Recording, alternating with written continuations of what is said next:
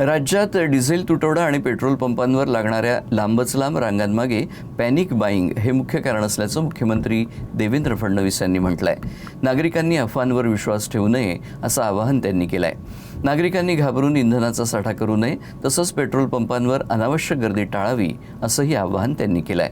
राज्यात पुरेशा प्रमाणात इंधन उपलब्ध असून कोणत्याही प्रकारची कमतरता भासू दिली जाणार नाही असा विश्वासही त्यांनी व्यक्त केलाय। वारंवार केंद्र सरकारने सांगितलेलं आहे की पेट्रोल डिझेलचा स्ट्रॅटेजिक साठा आमच्याकडे आहे, त्याचा सप्लाय देखील योग्य प्रमाणात होतोय।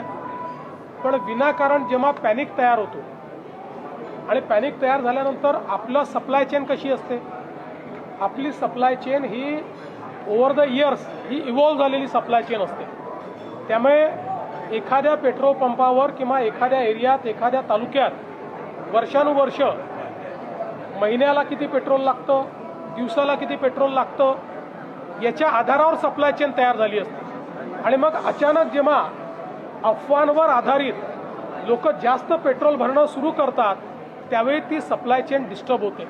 याचा अर्थ साठा कमी असं नाही आहे, तर अशा प्रकारच्या पॅनिकने उदाहरणादाखल आपल्याला माहिती आहे की एखाद्या बँकेमध्ये जर लोकांनी एकाच दिवशी पैसे काढणं सुरू केलं तर ती बँक पैसे देऊ शकत नाही, कारण त्यांचे पैसे डिप्लॉयड असतात। तशीच परिस्थिती आहे। मी लोकांना विनंती करतो, जागतिक परिस्थिती वाईट असतानाही आपण आपली सप्लाय चेन चांगली ठेवलेली आहे, पण आपण जर पॅनिक बाईंग केलं तर ती सप्लाय चेन नीट राहू शकणार नाही, त्या डिस्ट्रप्शन्स येतील।